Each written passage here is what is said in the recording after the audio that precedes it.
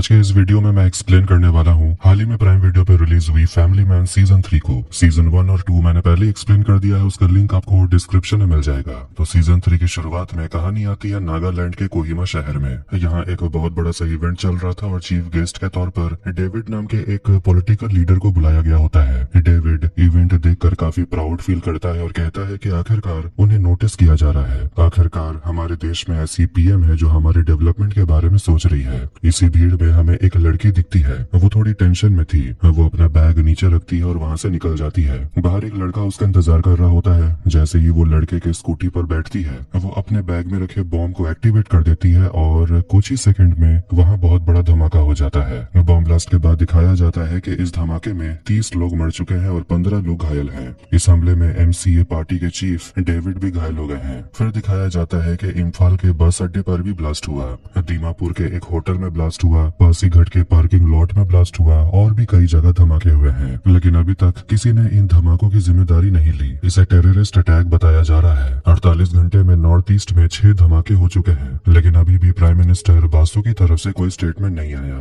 इसके बाद कहानी आती है मुंबई में। यहाँ हम एनआईए ऑफिसर श्रीकांत को देखते हैं। उसके घर में पूजा चल रही होती है, जबकि उसके दोनों बच्चे अपने फोन में बिजी होते हैं। श्रीकांत को भी कहीं निकलना था, लेकिन पंडित उसे रोककर कहते हैं कि पूजा लंबी चलेगी तो बैठे रहिए। तभी जेके को शादी.com से मैसेज आता है और वो पुनीत को बताता है कि जैसे ही उसने अपना बीच वाला फोटो डाला, तब से उसे ढेरों मैसेजेस आ रहे हैं। श्रीकांत और सुचित्रा के मम्मी पापा की बातों से पता चलता है कि घर में गृह प्रवेश की पूजा हो रही है। श्रीकांत और सुचित्रा ने मिलकर ये घर खरीदा है। कुछ देर के बाद श्रीकांत के बॉस शर्मा आ जाते हैं और उसे गिफ्ट देते हैं, क्रॉकरी सेट। श्रीकांत बोलता है, मैं तो आपसे होम लोन मांग रहा था, लेकिन आपने मुझे ये दे दिया। तो शर्मा कहता है, मैं भी तो तुमसे कुछ मांगता हूँ कि तुम रूल्स फॉलो करो, लेकिन तुम बदले में क्या देते हो। इतने में पंडित फिर से श्रीकांत को बुलाते हैं, जल्दी आइए, आप घर के मालिक हैं, आपके बिना तो पूजा होगी नहीं। ये सुनकर धृति अपनी माँ से कहती है, पर ये घर तो आपने खरीदा था ना, वो भी बिना लोन के। सूची उसे डांटती है कि शांत रहो, पूजा के बीच में ड्रामा मत करो, घर किसी एक का नहीं होता, सबका होता है। इसके बाद दिल्ली में हम प्राइम मिनिस्टर बासु को देखते हैं, जो मीटिंग में नॉर्थ ईस्ट बॉम्बिंग के बारे में बात कर रही होती है। वहाँ कुलकर्णी और एक और ऑफिसर यशवंत मौजूद होते हैं। यशवंत बताता है कि शायद धमाकों के पीछे कोई चाइनीज ग्रुप है।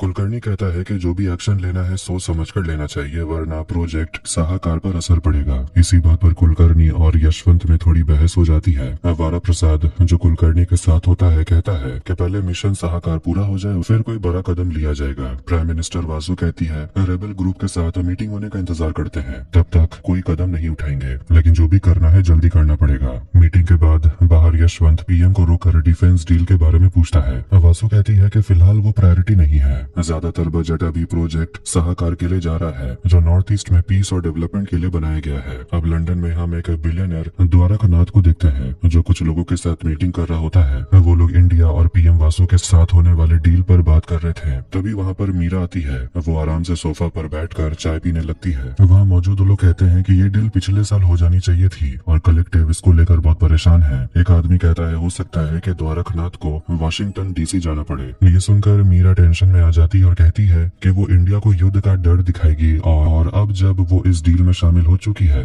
तो पीएम वासु को कैसे मनाना है वो ये खुद देख लेगी। तभी मीरा को एक मैसेज आता है और वो तुरंत वहाँ से निकल जाती है। वो एक जगह पहुँचती है जहाँ 2 लोग और एक स्नाइपर किसी आदमी पर नजर रखे हुए थे। मीरा स्नाइपर को ऑर्डर देती है और स्नाइपर वहाँ खड़ी लड़की को गोली मार देता है। पता चलता है वो लड़की दरअसल अंसारी की बेटी थी। उसने अपने पिता की मौत पर आवाज उठाई थी और समीर का नाम लिया था, जो आईएसआई से जुड़ा है। इसी वजह से मीरा ने उसे मरवा दिया। अगले दिन श्रीकांत और जे के ऑफिस पहुंचते हैं, पर दोनों बहुत लेट हो गए थे। शर्मा बताता है कि कुलकर्णी सर श्रीकांत से मिलने आए हैं। कुलकर्णी आता है और माफी मांगता है कि वो हाउस वार्मिंग पार्टी में नहीं आ पाया। वो भी श्रीकांत को गिफ्ट देता है और वो होता है फिर से क्रॉकरी सेट। इसके बाद वो दोनों प्रोजेक्ट साहकार पर बात करते हैं। श्रीकांत कहता है कि उसने सुना है कि ये डिफेंस और डेवलपमेंट से जुड़ा हुआ प्रोजेक्ट है नॉर्थ ईस्ट के लिए। कुलकर्णी बताता है कि वो सब तो ऊपर ऊपर की बात है, असल में ये बहुत ही क्लासिफाइड मिशन है, प्रोजेक्ट गुआन यू को खत्म करने का। वो बताता है कि चाइना ने म्यांमार के तरफ बॉर्डर के पास कुछ फीनिक्स विलेज सेटअप किए हैं और वहाँ के लोगों को ट्रेन किया जा रहा है ताकि वो आसानी से इंडिया में घुस सके और नॉर्थ ईस्ट में तबाही फैलाते रहे। इसी को रोकने और नॉर्थ ईस्ट में स्टेबिलिटी लाने के लिए रेबल ग्रुप्स को साथ लाना बहुत जरूरी है। है। इसी के लिए उन्होंने कोऑपरेशन ट्रीटी साइन करवानी है। इसी मीटिंग के लिए कुलकर्णी नागालैंड जा रहा है और वो श्रीकांत से कहता है कि वो भी उसके साथ चले। अब जब श्रीकांत बाहर सिगरेट पी रहा होता है, जेके उसे पूछता है, सुना है तुम कहीं जा रहे हो? कहाँ? श्रीकांत कहता है नॉर्थ ईस्ट। जेके गुस्सा होने लगता है कि श्रीकांत उसे ये नहीं बता रहा कि वो किस स्टेट में जा रहा है। वो कहता है, याद रख, जब तू आईटी में जॉब कर रहा था मैं तुझे सब बताता था। इधर सूची और निखिल अपने ऑफिस में होते हैं, तभी वहाँ उनके नए business partner company so Yong capital से 2 लोग आते हैं और अग्रीमेंट देते हैं। अग्रीमेंट साइन होने के बाद सूची की कंपनी और ये चाइनीज कंपनी बिजनेस पार्टनर बन जाते हैं। खुशी में लोग ड्रिंक करते हैं और चाइनीज आदमी ली पूछता है, अरविंद कहाँ है? एक लड़की बताती है वो तो कनाडा शिफ्ट हो गया। घर पर धृति अपने दोस्तों के साथ कमरे में प्रोजेक्ट बना रही होती है। श्रीकांत देखने आता है कि उसकी बेटी क्या कर रही है, पर धृति अपने पापा के मुंह पर ही दरवाजा बंद कर देती है। अथर्व श्रीकांत को बताता है कि धृति की लाइफ में बहुत कुछ चल रहा है।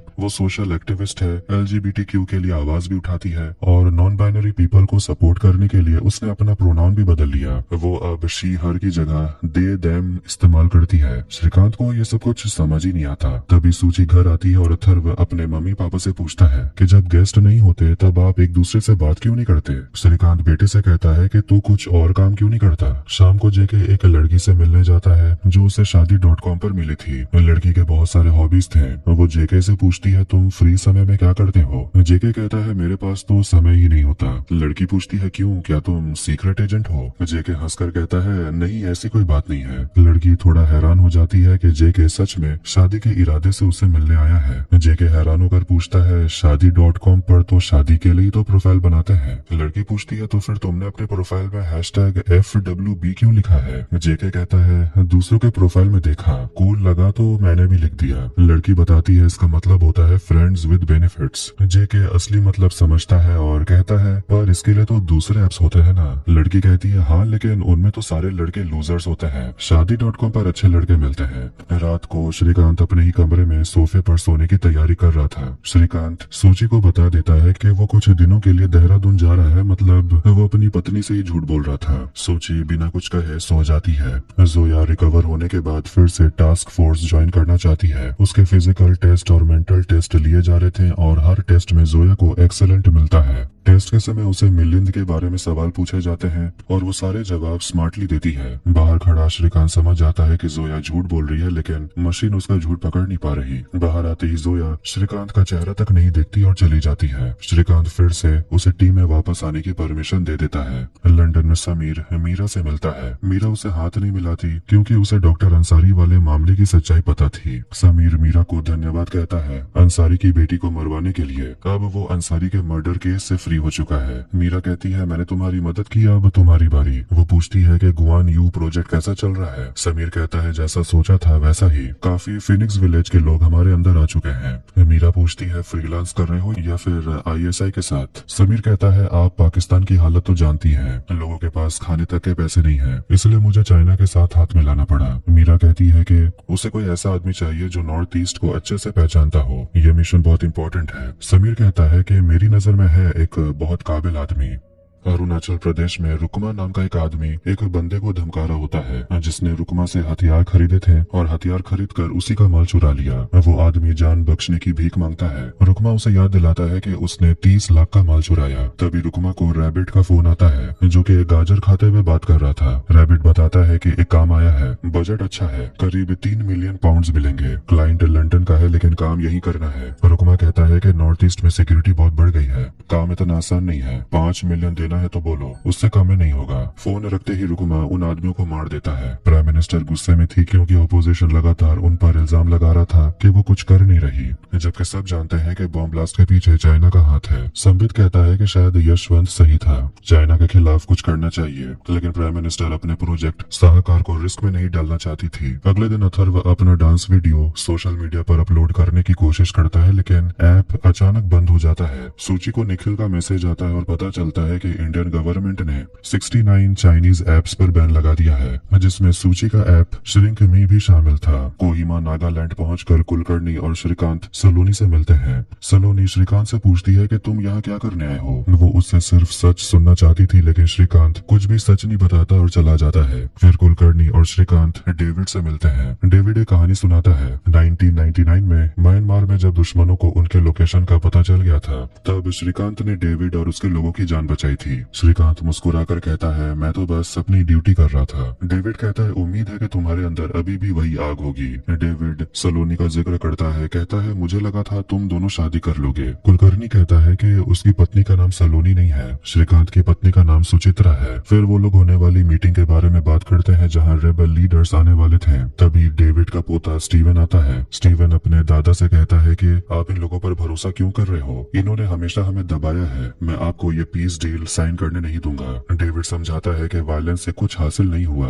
लोग अब लड़ाई झगड़े से थक चुके हैं, सबको एजुकेशन और जॉब्स चाहिए और इस डील के बिना ये नहीं मिलेगा। कुलकर्णी भी स्टीवन को समझाने की कोशिश करता है कि अगर शांति लानी है तो वायलेंस खत्म करना होगा। स्टीवन कहता है कि सरकार और कुलकर्णी पर उसे भरोसा नहीं। स्टीवन गुस्से में कहता है कि आप मेरे दादा को ब्रेन वॉश कर सकते हैं, पर मुझ पर ये सब काम नहीं करने वाला। मैं यहाँ के लोगों को प्रोटेक्ट कर सकता हूँ, अगर तुम खुद को बचाना चाहते हो तो यहाँ से निकल जाओ। डेविड गुस्से में स्टीवन को थप्पड़ मारता है और यहाँ से जाने को बोलता है। इधर रुकमा रैबिट से मिलने आता है। रैबिट बताता है कि लंदन वाले क्लाइंट ने कहा है कि उन्हें अपने लोगों के साथ काम करना पड़ेगा। रुकमा को ये पसंद नहीं आता, कहता है कि अगर कुछ गड़बड़ी हुई तो क्लाइंट को बता देना कि जिम्मेदार वही होंगे। डेविड थोड़ा उदास होता है कि वो सारे लीडर्स को डील साइन करने को मना चुका है, पर अपने पोते को ही नहीं मना पाया। उधर देखते हैं कि एक आदमी उनका पीछा कर रहा था, जो कि स्टीवन का आदमी था। इधर जंगल में छुपे हुए हम रुकमा और उसके लोगों को देखते हैं। वो सभी अपनी पोजीशंस ले लेते हैं और तभी उन पर हमला हो जाता है। दोनों तरफ से गोलीबारी होती है और डेविड को गोली लग जाती है। श्रीकांत और कुलकर्णी गाड़ी में बैठकर तुरंत निकलते हैं ताकि दुश्मन उन्हें टारगेट न कर पाए। रुकमा के हाथ में गोली लगती है और उसके लोग भाग जाते हैं। फिर रुकमा श्रीकांत और कुलकर्णी का पीछा करने लगता है। वो उनकी गाड़ी में बम लगा देता है। बम ब्लास्ट होते ही गाड़ी पलट जाती है। श्रीकांत और कुलकर्णी बुरी तरह घायल हो जाते हैं। जैसे ही दोनों गाड़ी से निकलते हैं, रुकमा बंदूक लेकर वहाँ पहुँच जाता है और कुलकर्णी को मार डालता है। श्रीकांत ये सब देख लेता है और फिर बेहोश हो जाता है। अब न्यूज में दिखाया जाता है कि दीमापुर में डेविड के साथ साथ एनआईए चीफ कुलकर्णी की भी मौत हो गई है। जेके ये खबर सुनकर बहुत गुस्से में होता है। वो दीमापुर का हॉस्पिटल में ही था और कुमार को कॉल करके बताता है कि श्रीकांत अभी भी बेहोश है। कुमार भी हैरान होता है कि इतना क्लासिफाइड ऑपरेशन होने के बाद भी ऐसा हादसा कैसे हो गया। जेके सब पता लगाना चाहता है, लेकिन कुमार उसे कहता है कि फिलहाल कुछ भी करने की जरूरत नहीं है। श्रीकांत आईसीयू में एडमिट होता है। इधर सूची श्रीकांत को बार बार कॉल कर रही थी, पर वो फोन ही नहीं उठा रहा, तो वो टेंशन में आ जाती है। धृति अपनी माँ से कहती है, टेंशन मत लो, ये तो पापा का रोज का है। लेकिन सूची न्यूज दिखाती है जिससे पता चलता है कि कुलकर्णी की मौत हो गई है। ये देखकर धृति घबरा जाती है। जेके भी फोन नहीं उठा रहा। अचानक ये सब सोचकर धृति की सांसें फूलने लगती है। सूची उसे संभालते हुए कहती है कि टेंशन मत लो, तुम्हारे पापा को कुछ भी नहीं हुआ होगा। ऑब्वियसली नहीं तो सीरीज खत्म। उधर प्रधानमंत्री मीटिंग के लिए आती है। यशवंत कहता है कि इसके पीछे जरूर चाइना का हाथ है और वही कुछ ग्रुप्स को फंडिंग कर रहा है। वारा प्रसाद कहता है कि बिना सोचे समझे किसी भी नतीजे पर पहुंचना बहुत रिस्की है, लेकिन इस बार प्रधानमंत्री कहती है कि दुश्मन हमारे घर तक पहुंच गए हैं, अब इंतजार करने का समय नहीं है। कुलकर्णी नहीं है तो क्या हुआ, किसी भी हालत में प्रोजेक्ट साहकार फेल नहीं होना चाहिए। ये कोई मामूली प्रोजेक्ट नहीं है, ये मेरी लेगेसी है। अब बहुत हो गया, मेरी शांति को लोग मेरी कमजोरी समझने लगे थे। मैं चाहती थी कि नॉर्थ ईस्ट में शांति बहाल हो, लेकिन अब लोग मर रहे हैं और अब मैं चुप नहीं बैठूंगी। संबित कहता है कि एसआईटी टीम बनानी चाहिए और कुछ लोगों को तुरंत अरेस्ट करना चाहिए। इधर काम खत्म होने के बाद रुकमा को उसका पेमेंट मिल जाता है। रैबिट खाना खाने बैठता है, लेकिन रुकमा उस पर चिल्लाता है, मेरी सिर्फ एक उंगली काम कर रही है और ये सब तेरी वजह से हुआ। मैंने कहा था ना कि मैं अपने लोगों के साथ काम करता हूँ, लेकिन तूने कहा कि क्लाइंट ने रिक्वेस्ट की है। फिर वो रैबिट को मिशन का पूरा खर्चा दिखाता है। रैबिट कहता है, मैंने तुम्हें 5 मिलियन पाउंड दिए और तुम यहाँ 27,000 के हिसाब पर अटके हो। रुकमा कहता है, बूंद बूंद से ही तो सागर बनता है, हिसाब पूरा बराबर होना चाहिए। रैबिट पैसे भेज देता है और जाते समय कहता है, कुछ दिन थोड़ा लो प्रोफाइल रहो वरना शक तुम पर आ जाएगा। रुकमा शांत होकर कहता है कि शक मुझ पर आना नहीं चाहिए, इसकी जिम्मेदारी तुम्हारी है। अगले दिन श्रीकांत को होश आता है। जेके उसके पास होता है। श्रीकांत को कुछ समझ नहीं आ रहा कि उसके साथ क्या हुआ, बस मोमो बोलता रहता है और फिर बेहोश हो जाता है। कुछ देर के बाद वो थोड़ा ठीक होता है और धीरे धीरे सब याद करके बताने लगता है कि क्या हुआ था।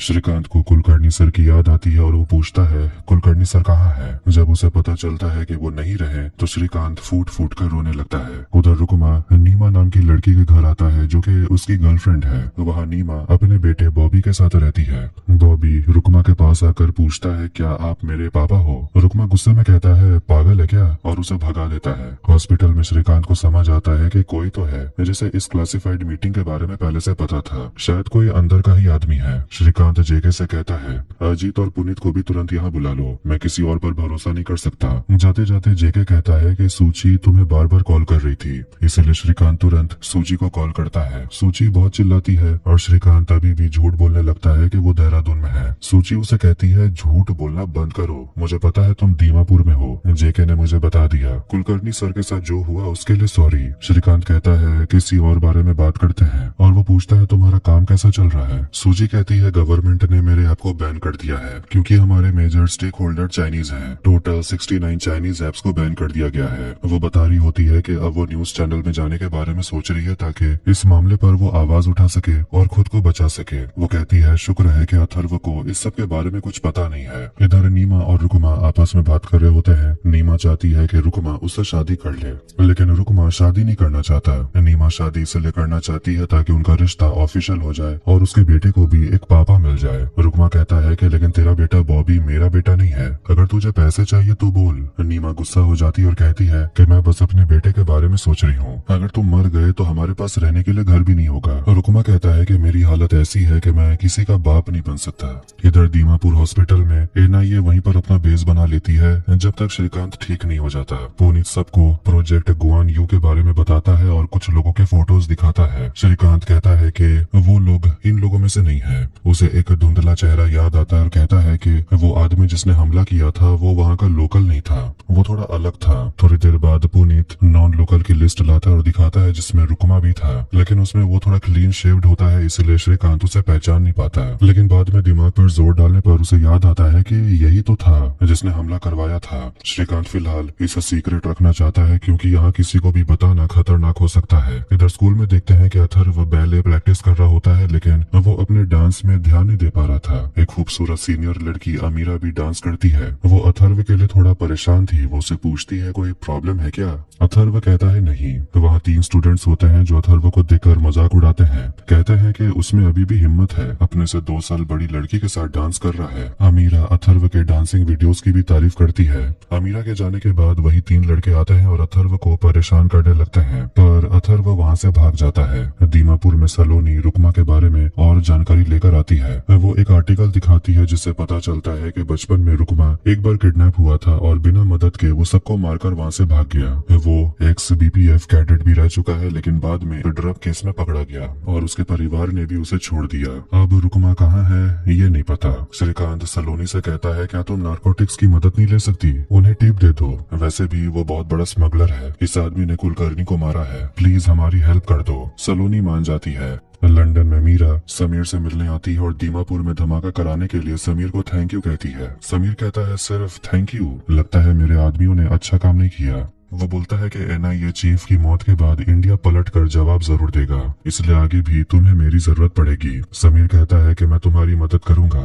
लेकिन एक शर्त है, तुम जो भी मिशन चला रही हो उसकी जानकारी मुझे देनी होगी। मीरा कहती है थैंक यू लेकिन अब मुझे तुम्हारी जरूरत नहीं पड़ेगी, तुमने मेरी मदद की, मैंने तुम्हारी, और बात यही खत्म। समीर फिर से पूछता है कि उसका मिशन है क्या, लेकिन मीरा कुछ नहीं बताती और चली जाती है। इधर समीर MI6 के एक ऑफिसर मार्टिन को मैसेज करता है कि उसे मिलना है। आखिरकार श्रीकांत दिल्ली लौट आता है। तभी सलोनी उसे फोन करके बताती है कि रुकमा का लोकेशन पता चल गया, वो अरुणाचल प्रदेश में अपनी गर्लफ्रेंड के घर पर है। नारकोटिक्स को इसके बारे में पता चल चुका है और वो लोग ये टिप पाकर काफी खुश है। वो कहती है कि आगे जो कुछ भी होगा मैं तुम्हें बताऊंगी। इसके बाद श्रीकांत और जेके कुलकर्णी सर के फ्यूनरल में पहुंचते हैं। कुलकर्णी की पत्नी रोते हुए कहती है कि वो तो तुम्हें बेटा जैसा मानते थे। वहाँ पर देखते हैं कि चेलम सर भी होते हैं। श्रीकांत उनसे एक मदद मांगता है कि मुझे म्यांमार बॉर्डर पर जो हो रहा है है उसकी जानकारी चाहिए, पर चेलम कहता है कि मैं हर जगह की जानकारी नहीं रखता और अचानक वहाँ से गायब हो जाता है। इसके बाद वो जोया से मिलता है जो बताती है कि वो पिछले हफ्ते ही टास्क फोर्स ज्वाइन कर चुकी है।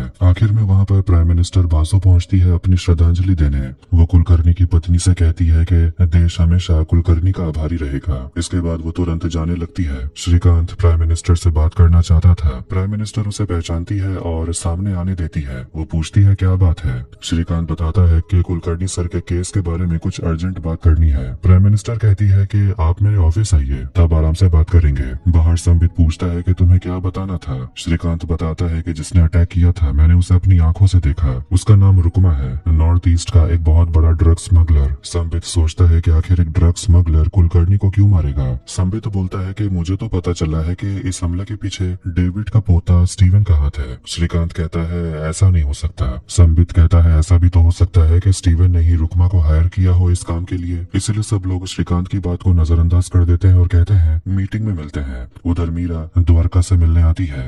मीरा उसे भरोसा दिलाती है कि सब कुछ प्लान के हिसाब से चल रहा है, लेकिन द्वारक कहने लगता है कि जिस आदमी को तुमने भेजा था कुलकर्णी को मारने के लिए, सुना है उसके पीछे कोई आदमी पड़ा हुआ है। उसका नाम श्रीकांत तिवारी है, NIA के लिए काम करता है। कुछ होने से पहले क्यों ना श्रीकांत को ही खत्म कर दिया जाए। मीरा कहती है कि यह बहुत बुरा आइडिया है, क्योंकि उसे मारा तो सीजन 4 नहीं बनेगा और वैसे भी कुलकर्णी को मारकर बहुत बड़ा हंगामा जो हो गया है। इसके बाद मीरा अपने आदमी लॉयड को कॉल करती है और उसे श्रीकांत के बारे में सारी जानकारी निकालने को बोलती है। इधर कुछ सोल्जर्स की टीम रुकमा के गर्लफ्रेंड वाले घर के पास पहुंच जाती है और उन पर नजर रखती है। वो लोग रात होने का इंतजार करते हैं। रुकमा और नीमा जब सो रहे थे तब अचानक रुकमा नीमा से कहता है कि हम दोनों को शादी कर लेनी चाहिए। नीमा ये सुनकर बहुत खुश हो जाती है। उसी समय सोल्जर की टीम घर के अंदर घुस जाती है। रुकमा को कुछ एहसास होता है और वो नीमा और उसके बेटे बॉबी को एक खुफिया रास्ते से घर के बाहर भेज देता है। रुकमा अंदर आकर फोर्स की पूरी टीम पर गोलियां चलाता है। इधर घर के नीचे की तरफ एक सोल्जर नीमा और बॉबी को पकड़ लेता है, मगर ऊपर से गोली चलने के कारण नीचे वाला वो सोल्जर मर जाता है।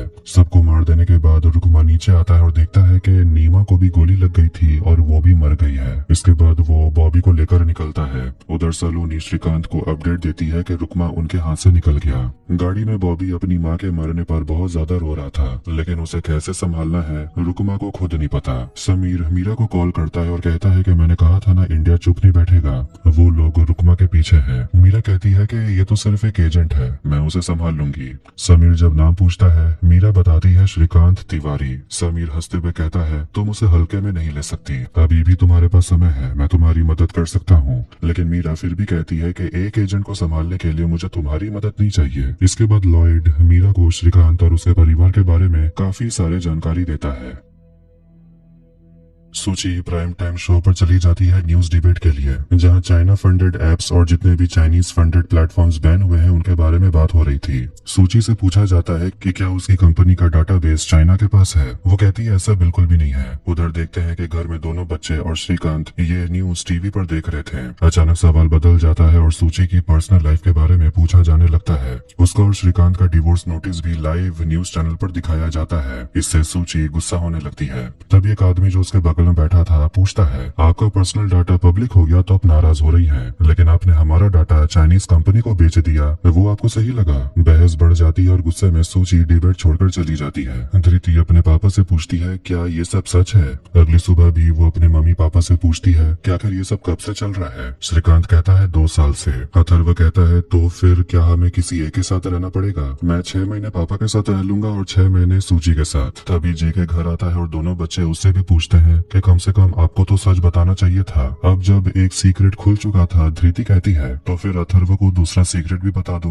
अथर्व घबरा जाता है, पूछता है क्या मैं एडॉप्टेड हूँ। सब उसे सच बताते हैं कि श्रीकांत दरअसल एक स्पाई है, एक एजेंट है। अथर्व बोलता है अच्छा तो इसीलिए आपके पास बंदूक है। सूची चौंक जाती है कि इसे बंदूक के बारे में कैसे पता चला। अथर्व पूछता है तो फिर आपका कोई कोड नेम भी होगा जैसे टाइगर या पैंथर। श्रीकांत कहता है बेटे मैं इंटेलिजेंस में हूँ, सर्कस में नहीं। जेके बीच में बोलता है कि मैं भी एक जासूस हूँ। अथर्व कहता है पापा को तो फिर भी मान सकता हूँ, लेकिन आप तो बिल्कुल भी नहीं। जेके अपना आईडी दिखाता है। अथर्व भी अपना फेक पैन कार्ड दिखाता है जिसे देखकर उसके मम्मी पापा टेंशन में आ जाते हैं कि कहीं उसका बेटा क्रिमिनल ना बन जाए।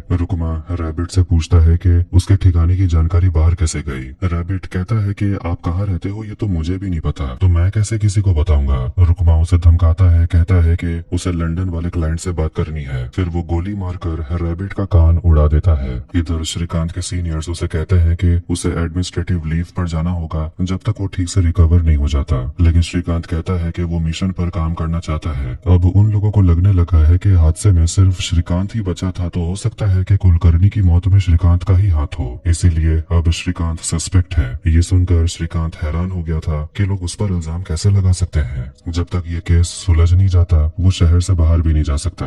सूची को पता चलता है कि उसकी ऑफिस में तोड़फोड़ हुई है। लोगों को लगता है कि उसका ऐप कस्टमर्स का डाटा चाइना भेजता था। अब इससे वो बहुत ज्यादा टेंशन में थी। धृति रोते हुए बाहर आती है और बताती है कि उसके फेक फोटोज ऑनलाइन फैल चुके हैं और उसे बहुत भद्दे कमेंट्स भी आ रहे हैं। सूची उसे संभालती है। दुखी होकर श्रीकांत शराब पीने चला जाता है और अपनी वाइफ के कॉल्स को अवॉइड करता है। घर लौटकर बालकनी में जाकर चुपचाप सिगरेट पीने लगता है। सूची उस पर चिल्लाती है कि आखिर तुम थे कहाँ। वो उसे धृति के साथ क्या हुआ वो सब कुछ बताती है। वो ये भी बताती है कि उन सभी के नंबर्स लीक हो गए हैं और लोग फोन कर करके धमकियां दे रहे हैं। अथर्व को भी स्कूल में परेशान किया जा रहा है। श्रीकांत भरोसा दिलाता है कि ये सब बस ट्रोलर्स हैं, ज्यादा कुछ नहीं कर पाएंगे। वो सूची को बताता है कि दिल्ली से ऑफिसर्स आए थे और उन्होंने उसे एडमिनिस्ट्रेटिव लीव पर डाल दिया है, क्योंकि उन्हें लगता है कि कुलकर्णी के मर्डर में कहीं न कहीं श्रीकांत का भी नाम आ सकता है। अगले दिन रुकमा नीमा के मम्मी पापा के पास जाता है और वो बॉबी को उन्हें सौंप देता है और बताता है कि नीमा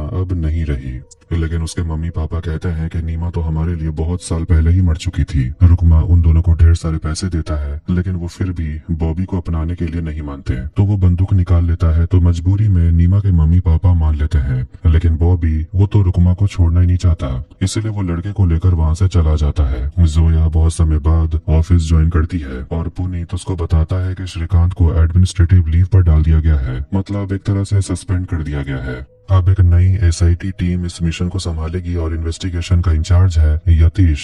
इधर हम देखते हैं कि कुछ लोग आकर स्टीवन के एक आदमी चूबा को उठा लेते हैं। यतीश उसे इंट्रोगेट करने के लिए आता है। वो कहता है कि उसे यहाँ डेविड और कुलकर्णी के मर्डर केस की जांच के लिए भेजा गया है। वो अपने ही एक आदमी को डांटता है क्योंकि उसने चूबा को मार पीट कर बहुत बुरा हाल कर दिया था। यतीश अकेले में चूबा से पूछता है कि स्टीवन ने डेविड और कुलकर्णी को मारने का ऑर्डर क्यों दिया। वो फुटेज दिखाता है कि अटैक के 37 मिनट पहले चूबा उन्हें फॉलो कर रहा था। चूबा कुछ भी बताने से इनकार करता है, तो यतीश उसकी बेटी का फोटो दिखाता है और बताता है कि उसे चूबा के बारे में सब पता है। तब चूबा बोलना शुरू करता है, कहता है कि वो फॉलो कर रहा था, लेकिन अटैक करने के पीछे उसका या स्टीवन का हाथ नहीं है। कोई दूसरा ग्रुप एमसीए पार्टी का यूनिफॉर्म पहनकर अटैक करने के लिए आया था। यतीश फिर भी उसकी बातों पर यकीन नहीं करता और वहाँ से निकल जाता है स्टीवन को पकड़ने, जो फिलहाल मीडिया कॉन्फ्रेंस कर रहा था। तभी स्टीवन को पता चलता है कि चूबा ने उस पर कुलकर्णी और डेविड को मारने का इल्जाम लगा दिया है। स्टीवन तुरंत वहाँ से निकलता है और यतीश और उसकी टीम उसे पकड़ने के लिए दौड़ती है, लेकिन आखिर में स्टीवन जैसे गायब ही हो जाता है। इधर गोलीबारी शुरू हो जाती है, मगर स्टीवन भागने में कामयाब होता है। अथर्व अपने स्कूल में जेके को बुलाता है क्योंकि वो 3 बच्चे उसे हमेशा परेशान करते थे। जेके प्रिंसिपल से कंप्लेंट करने जा रहा था, तभी कॉरिडोर में अमीरा मिलती है जो अथर्व को हाई कहती है। तभी वहाँ 3 शरारती बच्चे आते हैं। जेके अथर्व से लड़ने को बोलता है, लेकिन अथर्व तो लड़ ही नहीं पाता, तो जेके मोटे लड़के को गिरा देता है। तभी वहाँ प्रिंसिपल आती है और ये सब देख लेती है। प्रिंसिपल ऑफिस में प्रिंसिपल कहती है कि बच्चे तो इमेच्योर हो सकते हैं, लेकिन आप तो बड़े हैं मिस्टर जेके। वो अथर्व से कहती है कि अगली बार अपने पापा को बुलाना। श्रीकांत कितने अच्छे जेंटलमैन हैं, उनके ऐसे दोस्त होंगे पता नहीं था। अब ये सब तमाशा करने के लिए सूची जेके को डांट लगाती है। धृति अपने कॉलेज से परेशान होकर आती है और कहती है कि वो अब कॉलेज नहीं जाना चाहती क्योंकि स्टूडेंट यूनियन ने उसके सस्पेंशन की डिमांड की है। उन्हें लगता है कि धृति एंटी नेशनल एक्टिविटीज में इन्वॉल्व है। अपने परिवार को बिखरता देखकर श्रीकांत सबको समझाता है कि ये समय कठिन है, लेकिन हमें एक टीम की तरह लड़ना होगा, इसलिए कुछ रूल्स फॉलो करने होंगे। कोई घर से बाहर नहीं जाएगा, कोई इंटरनेट नहीं चलाएगा, कोई मोबाइल यूज नहीं करेगा। दोनों बच्चे अपने फोन दे देते हैं। इधर मेजर समीर मार्टिन से मिलता है। समीर उसे मीरा के बारे में जानकारी लेता है। मार्टिन बताता है कि मीरा द्वारकनाथ से मिली थी, जो कि बहुत बड़ा इंडियन बिलियनर है, और वो उससे घंटों बातें कर रही थी। जरूर जरूर दोनों के बीच कुछ तो प्लानिंग चल रही है। समीर तुरंत रुकुमा को कॉल करता है और उसकी तारीफ करता है कि काम अच्छे से पूरा किया। वो पूछता है तुम्हारा अकाउंट सेटल हो गया? रुकुमा कहता है हाँ। समीर कहता है तो अब से उस क्लाइंट के लिए कभी काम मत करना। लेकिन रुकुमा अब किसी के एडवाइस या ऑर्डर नहीं मानना चाहता क्योंकि अब ये मामला पर्सनल हो चुका था।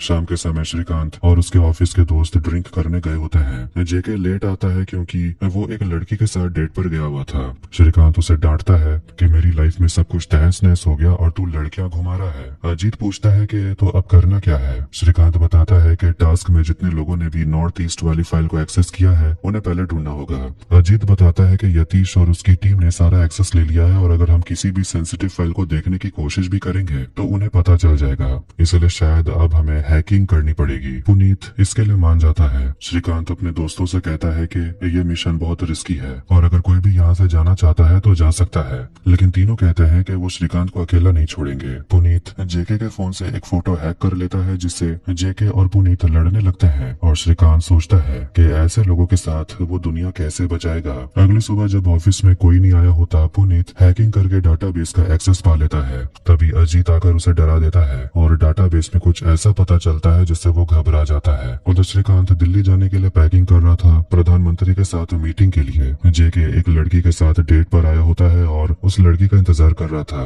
तभी वहाँ पुनीत आता है और जेके का फोन लेकर डस्टबिन में फेंक देता है। जेके गुस्सा होता है तो पुनीत बताता है कि तुम्हारा फोन बग्ड है, सिर्फ तुम्हारा ही नहीं सबका फोन बग्ड है। पुनीत ने जेके के फोन को हैक करके ही उसे यहाँ पर बुलाया था। टास्क सिस्टम को किसी ने हैक किया है और वो किसी को इन्फॉर्म भी नहीं कर सकता क्योंकि वो ऑफिशियली डाटाबेस एक्सेस नहीं कर सकता। धृति और सुचित्रा के खिलाफ जो ऑनलाइन कैंपेन चल रहा है वो भी एक कोऑर्डिनेटेड कैंपेन है, शायद कोई आईटी सेल की तरफ से।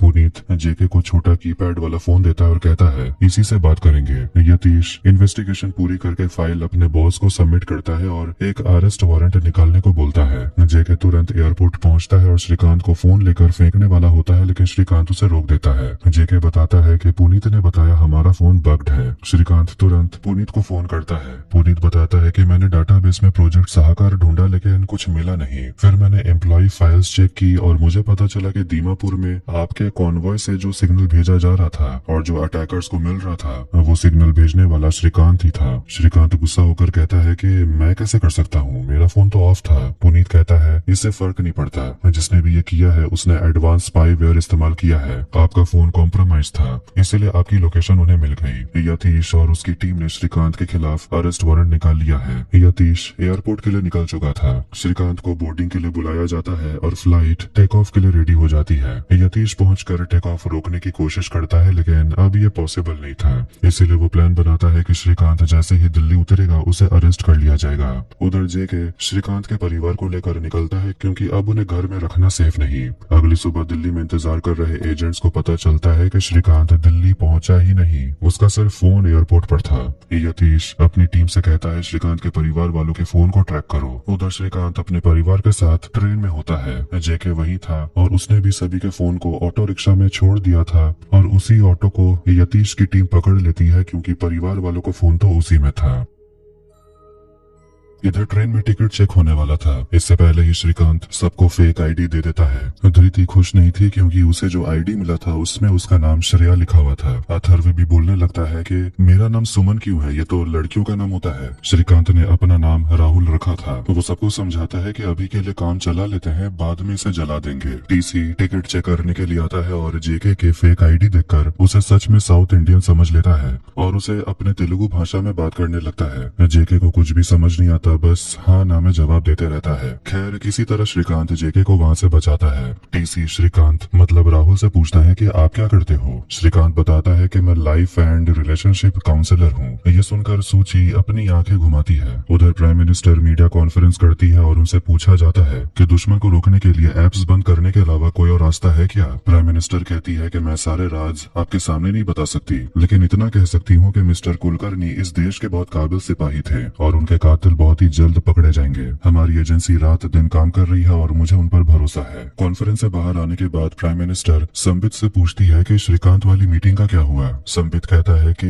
1 महीना स्केड्यूल बहुत ज्यादा बिजी है। प्राइम मिनिस्टर कहती है फिर भी उस मीटिंग को प्रायोरिटी में रखना। प्राइम मिनिस्टर वारा प्रसाद से पूछती है कि आखिर पब्लिक इमेज सुधारने के लिए क्या किया जाए। संबित सुझाव देता है कि शायद आपको उस जगह जाना चाहिए जहाँ पर यह हमला हुआ था। अब देखते हैं बॉबी को, जो रुकमा के अड्डे पर रह रहा था। वो फुटबॉल खेलना चाहता है जो बाकी सब खेल रहे थे। तभी उसे मीरा का कॉल आता है। मीरा कहती है कि सुना तुम्हें क्लाइंट से बात करनी थी। रुकमा कहता है हाँ, बॉस को फोन दो, मैं सेक्रेटरी से बात नहीं करता। मीरा कहती है मैं ही बॉस हूँ, बोलो क्या पूछना था। रुकमा कहता है अच्छा, तब समझू यहाँ सब कुछ इतना सर्कस क्यों बना हुआ है। मुझे पहले बोला गया था कि मैं फंसूंगा नहीं, लेकिन अब हर कोई मेरे पीछे है। मीरा कहती है कि अटैक में तुमने एक आदमी को जिंदा छोड़ दिया था और वो अब हमारी नाक में दम कर रहा है, तो ये सब तुम्हारा फैला हुआ मामला है, मेरा नहीं। रुकमा बोलता है कि अगर मेरे सामने कोई ऐसी बात करता तो मैं उसे गोली मार देता। इस पर मीरा उसी भाषा में उसे जवाब देती है जिससे रुकमा इम्प्रेस हो जाता है। मीरा कहती है कि मैंने तुम्हें आधा मिलियन पाउंड अगले काम के लिए ट्रांसफर करवा दिया है। रुकमा कहता है कि मैं काम करने के लिए तैयार हूँ, लेकिन बदले में मुझे एक नाम चाहिए जिसने मेरी पत्नी को मारा। मीरा कहती है उसका नाम श्रीकांत तिवारी है, लेकिन तुम कुछ करना मत, मैं इसे संभाल रही हूँ, तुम्हारा बदला लिया जाएगा। इधर अगली सुबह ट्रेन में श्रीकांत को करीम की याद आती है, जो दुनिया की नजरों में टेररिस्ट था लेकिन असल में मासूम था। और अब हालात ऐसे हो गए हैं कि अब उसका खुद का परिवार एंटी नेशनल बन गया है। जेके कहता है कि करीम के साथ जो कुछ भी हुआ उसमें हम सबकी गलती थी,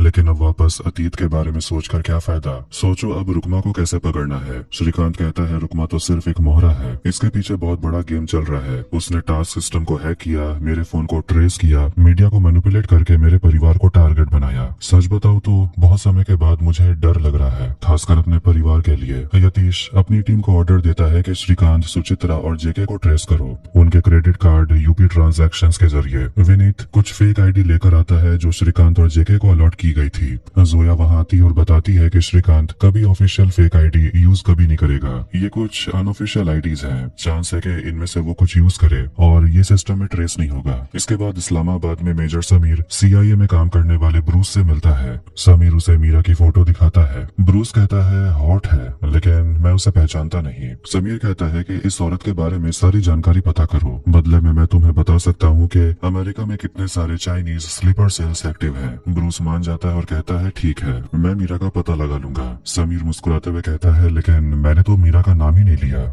उधर प्राइम मिनिस्टर कोहिमा जाने की प्लानिंग कर रही थी, लेकिन टीवी पर ऑपोजिशन वाले आवाज उठाना शुरू कर देते हैं। संबित आकर बताता है कि कुलकर्णी के मर्डर केस में श्रीकांत से पूछताछ होने वाली है। प्राइम मिनिस्टर हैरान होती है कि मतलब अब श्रीकांत के साथ मीटिंग नहीं हो सकती। वारा प्रसाद कहता है कि एक बैकडोर मीटिंग अरेंज हो सकती है। संबित कहता है कि अभी श्रीकांत वांटेड है, उससे मिलना ठीक नहीं होगा। यतीश को पता चलता है कि जोया ने जो आईडी दी थी उन्हीं में से एक आईडी श्रीकांत ने इस्तेमाल की है और वो ट्रेन से चेन्नई जा रहा है। यतीश अपनी टीम से कहता है RPF को बोलो जब वो लोग उतरे तुरंत उन्हें गिरफ्तार करें। इधर रात के समय ट्रेन में धृति अपने पापा से मिलती है और उनसे पूछती है आप और मम्मी अलग क्यों हो रहे हो। श्रीकांत इस बारे में बात नहीं करना चाहता। बेटी जिद करती है तो श्रीकांत बताने लगता है कुछ चीजें होती है जो ठीक नहीं हो सकती। शादी तो हमारी हो गई, लेकिन मैं कभी शादी में था ही नहीं। सब कुछ तुम्हारी माँ ने किया, मेरे हिस्से का भी और अपने हिस्से का भी। मैं परिवार की जिम्मेदारियां निभा नहीं पाया। धृति कहती है थैंक गॉड, मुझे लगा कि आप दोनों में से किसी ने एक दूसरे को चीट किया है। श्रीकांत कहता है आगे से ऐसा बकवास कभी सोचना भी मत। इधर जेके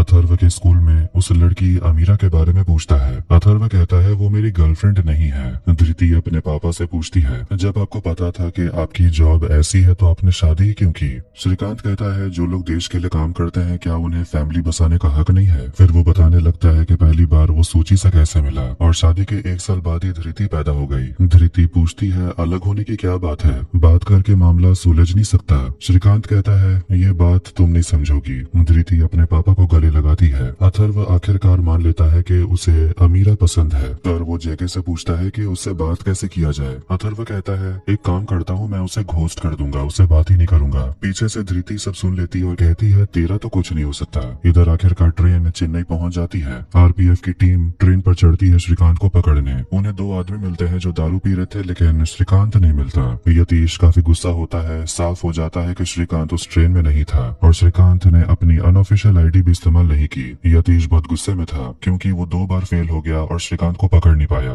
जोया उसके पास आती और कहती है गलती मेरी थी। श्रीकांत सर के साथ काम करने के बाद भी मुझे पता नहीं चला कि उनकी और भी बहुत सारी आईडीज हो सकती हैं। यतीश भी चिल्लाने के लिए उससे पहले माफी मांगता है। यतीश ने जोया का प्रोफाइल चेक किया है और चाहता है कि जोया उसे श्रीकांत को पकड़ने में मदद करे। इधर इस्लामाबाद में एक लॉकर रूम में समीर ब्रूस से मिलता है। समीर उसे एक चाबी देता है और कहता है कि इस लॉकर में क्लासिफाइड आईएसआई रिपोर्ट है जिसमें कैलिफोर्निया में छिपे चाइनीज स्पाइस की जानकारी है। बदले में ब्रूस उसे मीरा के बारे में बताता है। मैं पहले उसके साथ काम करता था, अब वो द्वारकनाथ के साथ काम करती है। द्वारकनाथ द कलेक्टिव के लिए इंडिया के साथ एक डिफेंस डील पूरा करने के लिए काम कर रहा है। समीर पूछता है द कलेक्टिव है क्या? ब्रूस कहता है कि अपने लोगों से पूछो तो तुम्हें पता चल जाएगा। यतीश को बताया जाता है कि श्रीकांत के बारे में पता चल गया है। वो अपने परिवार के साथ गुवाहाटी में उतरा है। जेके भी उनके साथ है। यतीश समझ जाता है कि वो सब नागालैंड जा रहे हैं। वो कहता है हम भी वहीं जाएंगे। यहाँ देखते हैं कि सलोनी श्रीकांत को पिक करने आती है। सूची, अथर्व और धृति दूसरे गाड़ी में होते हैं और सोचने लगते हैं क्या सलोनी और श्रीकांत का कुछ चल रहा है क्या?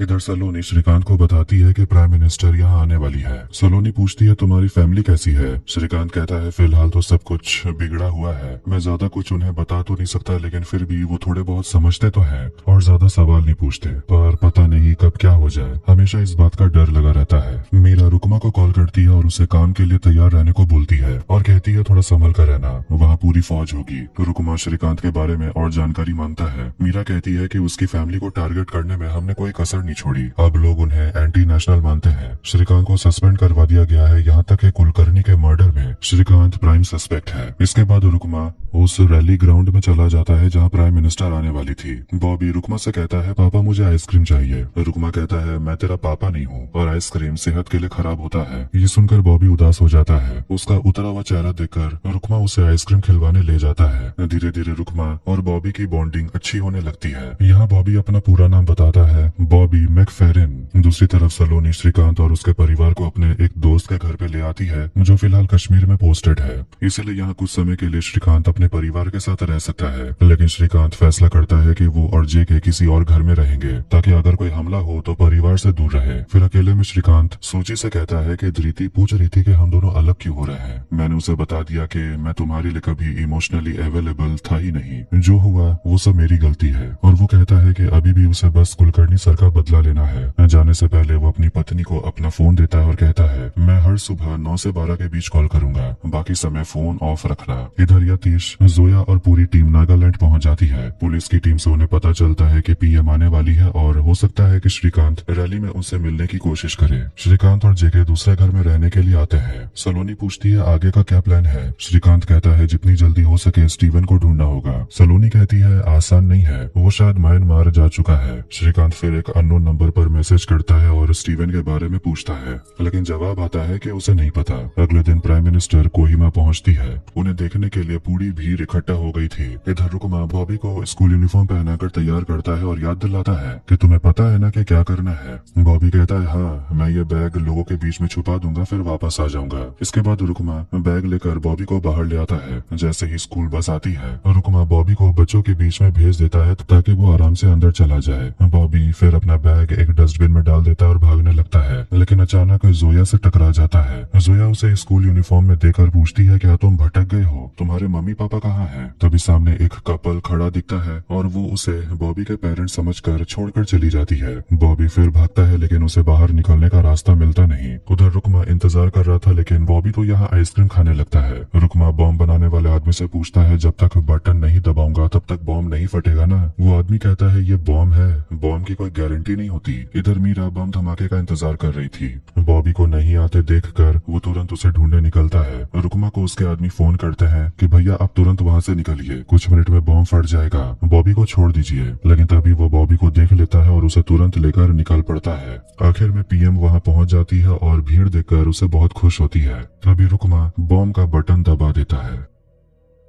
अगले सीन में न्यूज में दिखाया जाता है कि नागालैंड रैली में बॉम्ब ब्लास्ट हुआ था। पीएम किसी तरह बच गई, लेकिन कई लोग मारे गए और कई लोग घायल भी हुए हैं। विपक्ष पक्ष आरोप लगाता है कि बम धमाके के पीछे शायद खुद प्राइम मिनिस्टर का हाथ है। ये सारा न्यूज देखकर संबित परेशान था। वारा प्रसाद कहता है कि सुना है द्वारकनाथ ने इस चैनल में इन्वेस्ट किया है, सोचा था वो हमारा एलाई है। प्राइम मिनिस्टर कहती है जिसे जो करना है करने दो, इस कुर्सी पर तो मैं ही बैठूंगी। यशवंत बताता है कि स्टीवन म्यांमार बॉर्डर में छुपा हुआ है और हमें एक ऑफ द रिकॉर्ड मिशन चलाना चाहिए। हमारी ब्लैक ऑप्स टीम उसे वहाँ जाकर पकड़ ले आएगी, बस आपकी परमिशन चाहिए। उधर हम देखते हैं कि मीरा नागालैंड पहुँच जाती और अचानक वहाँ रुकमा उससे मिलने आ जाता है। वो मीरा को अपने साथ चलने को बोलता है। मीरा मान जाती है और बैक सीट पर बैठ जाती है। सलोनी श्रीकांत और जेके से मिलने आती है और बताती है कि लोगों को लगता है कि प्राइम मिनिस्टर पर हुए अटैक के पीछे MCAS का हाथ है। श्रीकांत कहता है ऐसा हो ही नहीं सकता, क्योंकि पार्टी का लीडर मतलब स्टीवन तो खुद छुपा हुआ है, उसकी औकात ही नहीं है कि वो PM पर अटैक करे। इसके पीछे कोई बड़ी ऑर्गेनाइजेशन का हाथ है जो MCAS को फंसा रही है। मुझे लगता है कि यह प्रोजेक्ट गुआन यू का हिस्सा हो सकता है। पहले ही इन लोगों ने कुलकर्णी सर को मारकर प्रोजेक्ट साहकार को डिरेल कर दिया और अब जब प्राइम मिनिस्टर यहाँ के लोगों से कनेक्ट करना चाहती है तभी उन पर अटैक हुआ। हो सकता है कि उनका मकसद सिर्फ PM को डराना हो, इसलिए हमें किसी भी तरह से जल्द स्टीवन को ढूंढना होगा। यतीश को उसकी टीम सलोनी के बारे में बताती है कि वो श्रीकांत के काफी करीब है। यतीश कहता है कि सलोनी पर नजर रखो। जोया रैली की फुटेज देख रही होती है और कहती है कि वो बिल्कुल श्योर है कि श्रीकांत रैली में नहीं था। यतीश पूछता है कि तुम तो श्रीकांत को बहुत ज्यादा एडमायर करती थी, वो तो तुम्हारे लिए हीरो थे। जोया कहती है कि उनकी वजह से हमारी टीम के बहुत सारे लोग मारे गए, अब उन्हें पसंद करने का कोई रीजन नहीं है।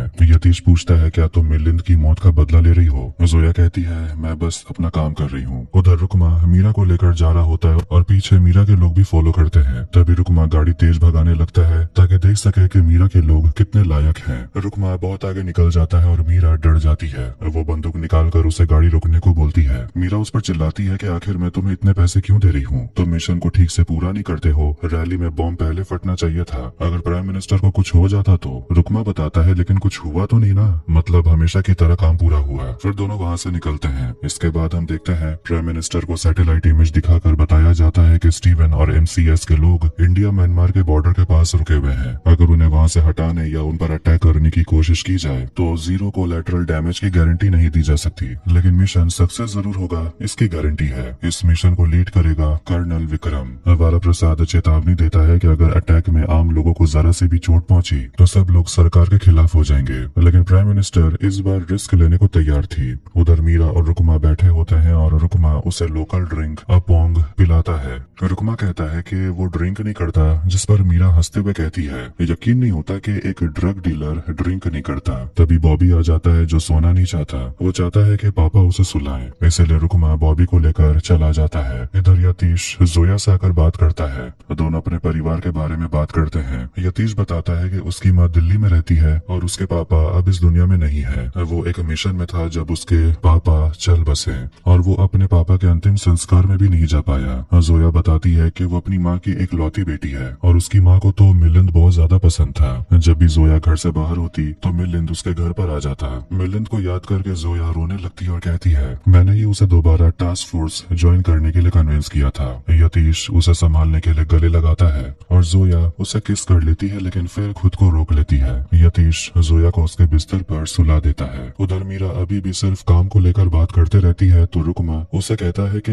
ये नेचर कितना खूबसूरत है, आपको ये सब नहीं दिखता क्या? हमेशा काम और काम। रुकमा उसे बता देता है कि उसे बॉबी कैसे मिला। मीरा भी बोलती है कि उसे भी फैमिली नहीं चाहिए। रुकमा कहता है फिर तो आप मेरी ही तरह हो, लेकिन आपको फैमिली क्यों नहीं चाहिए? मीरा कहती है शादी एक गेम है लोगों को होम लोन बेचने के लिए, और उस बच्चे को खुद से अलग रखो वरना वो तुम्हारे लिए बोझ बन जाएगा। अगली सुबह श्रीकांत सूची को कॉल करता है और उसे भी पता चल चुका है कि प्राइम मिनिस्टर पर हमला हुआ था। श्रीकांत कहता है मुझे भी पता नहीं आखिर चल क्या रहा है। अब तो बच्चे भी श्रीकांत को मिस करने लगे थे। तो श्रीकांत हंसकर कहता है अब इतना प्यार मत बरसाओ, मुझे इसकी आदत नहीं है, बस इतना याद रखना कि हम सब एक टीम है। इधर रुकमा बॉबी को लेकर फिर से नीमा के मम्मी पापा के पास छोड़ने चला जाता है। वो माफी मांगता है कि पिछली बार मामला ज्यादा बिगड़ गया था। वो लोग बॉबी को अपना लेने के लिए तैयार हो जाते हैं, लेकिन रुकमा को उसके पैसे वापस लौटा देते हैं। सुबह जोया कॉफी पीने आती है और रात जो कुछ भी हुआ उसके लिए यतीश से माफी मांगती है। यतीश कहता है कोई बात नहीं। तभी उन्हें MCAS के तरफ से एक वीडियो मिलता है जिसमें वो साफ कर देते हैं कि कुलकर्णी और डेविड के मर्डर में उनका कोई हाथ नहीं है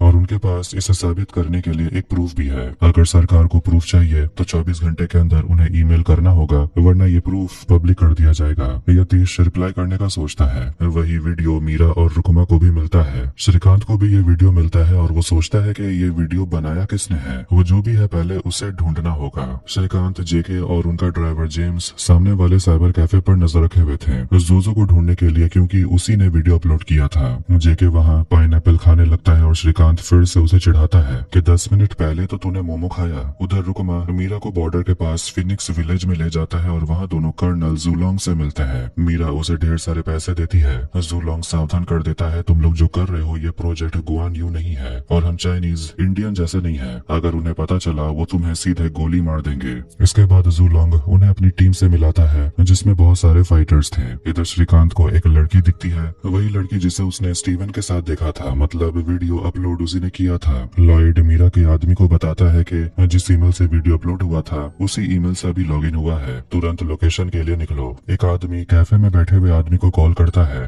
कि अभी अभी ईमेल लॉगिन हुआ है, देखो वो कौन है। वो लड़का पीछे देखता है और बताता है ये तो एक लड़की है। श्रीकांत अंदर आता है और बगल वाले कंप्यूटर पर बैठ जाता है। वो लड़की को नाम से बुलाता है और कहता है शांत रहो, मुझे तुमसे बस बात करनी है। स्टीवन कहाँ है? लड़की कहती है मुझे नहीं पता। श्रीकांत कहता है मुझे पता है स्टीवन इनोसेंट है, MCAS ने अटैक नहीं किया, मैं बस तुम्हारी मदद करना चाहता हूँ, बता दो वो कहाँ है। लड़की नहीं बताती। श्रीकांत कहता है तुम लोग अकेले नहीं हो, मैं भी भाग रहा हूँ क्योंकि सबको लगता है कि मैंने कुलकर्णी को मारा। श्रीकांत अपना नंबर लिखकर उसे देता है। स्टीवन को कहना मुझसे कांटेक्ट करे। इसके बाद लड़की वहाँ से चली जाती है। श्रीकांत जैसे ही बाहर निकलता है वो कुछ आदमियों को बाइक पर निकलते हुए देखता है और उनमें से वो एक को पहचान लेता है, वही आदमी जो हमले के वक्त रुकमा के साथ था। वो तुरंत जेम्स से कहता है गाड़ी घुमा। असल में वो सभी लोग उस लड़की का पीछा कर रहे थे। वो लड़की रुकमा के आदमियों को देखकर भागती है। तभी श्रीकांत की गाड़ी से टकराकर एक आदमी गिर जाता है और श्रीकांत, जेके और रुकमा के लोगों के बीच में फायरिंग शुरू हो जाती है, लेकिन आखिर में वो सभी लोग वहाँ से भाग निकलते हैं। उधर प्राइम मिनिस्टर के कहने पर ब्लैक ऑप्स की टीम म्यांमार बॉर्डर की तरफ निकल पड़ती है। आखिर में उन्हें वहाँ MCAS का ठिकाना मिल जाता है, लेकिन पूरा कैंप खाली होता है। अचानक ब्लैक ऑप्स टीम पर हमला होता है और पूरी टीम मारी जाती है। ये सब देखकर प्राइम मिनिस्टर दंग रह जाती है। इधर श्रीकांत जब सो रहा था उसके घर के बाहर हलचल सुनाई देती है। वो बंदूक लेकर तैयार हो जाता है और देखता है एक आदमी ने जेके को बंदूक की नोक पर पकड़ा हुआ है। पीछे से कुछ और लोग आते हैं और श्रीकांत को बेहोश कर देते हैं, फिर जेके को भी बेहोश कर देते हैं। हमले में पता चलता है कि यूनिट से कोई भी बच नहीं पाया। प्राइम मिनिस्टर पूछती है क्या उन सोल्जर्स के परिवार वालों को पता है। यशवंत कहता है कि ये मिशन ऑफ द बुक हुआ था तो फैमिली को इन्फॉर्म नहीं कर सकते। प्राइम मिनिस्टर यशवंत को ही सुनाने लगती है, अब मैं क्या करूं, आपने ही कहा था ना कि ये आपका बेस्ट स्ट्रेटेजी है, देख लिया आप लोग क्या कर सकते हैं। अवारा प्रसाद कहता है कुछ भी हो जाए इस मिशन की जानकारी बाहर नहीं आनी चाहिए। संबित भी कहता है कि अगर न्यूज बाहर आ गई तो हमें इसे डिनाई करना होगा। म्यांमार की मिट्टी में अब कोई ऑपरेशन हुआ ही नहीं था। अगली सुबह दिखता है कि यतीश और जोआ एक दूसरे के काफी करीब आ चुके थे। यतीश उसे एक हर्बल दवाई देता है जो उसे एक गांव में मिली थी, जिससे जोया के एंजाइटी अटैक्स में मदद हो सके। जोया उसे थैंक यू कहती है। यतीश कहता है तुम चाहो तो थोड़ी देर और यहाँ रुक सकती हो। जोया समझाती है कि तुम जानते हो ना कि दो एजेंट्स एक दूसरे के साथ रिलेशनशिप में नहीं रह सकते। श्रीकांत और जेके को बेहोश करके स्टीवन के सामने लाया जाता है, जैसे वो दोनों शुरू से ढूंढ रहे थे। स्टीवन ने ऐसा इसलिए किया था कि दोनों को यहाँ का रास्ता पता न चल सके। वो इसके लिए दोनों से माफी भी मांगता है, फिर वो दोनों को सूप पीने को देता है। जेके को स्वाद बहुत पसंद आता है, लेकिन एक लड़की बताती है कि ये सूप असल में स्नेल का बना हुआ है। स्टीवन दोनों से पूछता है तुम्हें क्यों लगता है कि मैं बेगुनाह हूँ। श्रीकांत बताता है कि कुलकर्णी और डेविड को जिसने मारा मैंने उसे देखा है और मुझे भी सस्पेक्ट बनाया गया है, यानी मेरी और तुम्हारी हालत एक जैसी है। इससे बाहर निकलना है तो एक दूसरे की मदद करनी होगी। हमें उसे ढूंढना पड़ेगा जो इस सब के पीछे है। उसका नाम है रुकमा। स्टीवन बताता है कि वो तो यहाँ का सबसे बड़ा ड्रग स्मगलर है।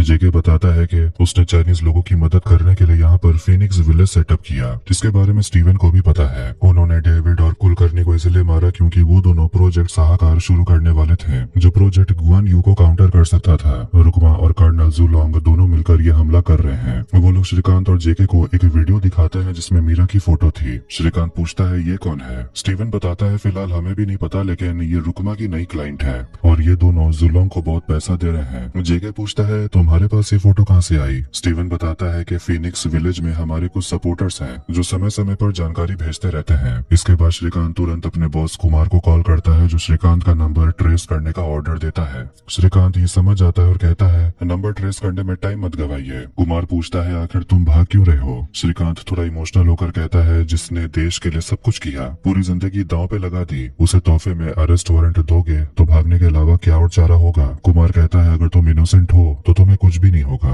इसके बाद श्रीकांत रुकमा के बारे में बताता है, कहता है कि उसके साथ एक औरत भी है। कुमार कहता है मैं तुम्हारी बात सब सुनूंगा, लेकिन उससे पहले तुम और जे के सरेंडर करो। मेजर समीर जूलोंग को कॉल करता है और धमकी देता है कि वो रुकमा और मीरा की मदद कर रहा है, हाई कमांड को बिना बताए। जूलोंग गुस्से में कहता है मुझे पता है आप मुझे धमकी दे रहे हो, लेकिन इस समय मैं डरने वाला नहीं हूँ और मुझे आपकी कोई मदद नहीं चाहिए। शाम के समय श्रीकांत और स्टीवन डेविड को याद करते हैं और बताते हैं कि उन्होंने डेविड से कितना कुछ सीखा था। उधर जे के एक लड़की से पूछता है तुम इस सब में कैसे फंस गई। लड़की बताती है कि जब मैं बड़ी हुई तो मैंने बस अपने परिवार को लड़ते हुए देखा था, कभी अपने अधिकारों के लिए, कभी अपने घर को बचाने के लिए, और इसी लड़ाई में मेरी पूरी फैमिली खत्म हो गई। जेके पूछता है तुम्हारा घर है कहाँ। लड़की कहती है यही सामने है, लेकिन वहाँ जाकर फायदा क्या, घर पर कोई है ही नहीं, सिर्फ मेमोरीज है। स्टीवन रुकमा को पकड़ना चाहता है जो म्यांमार में छुपा हुआ है, लेकिन वहाँ जाना बहुत रिस्की हो सकता है क्योंकि बॉर्डर पर सिक्योरिटी बहुत ही स्ट्रिक्ट है। श्रीकांत चेलम को फोन करता है और बताता है कि मुझे म्यांमार जाना है और मैं अभी वांटेड मैन हूँ। चेलम कहता है कि कुछ ऐसा बताओ जो मैं नहीं जानता।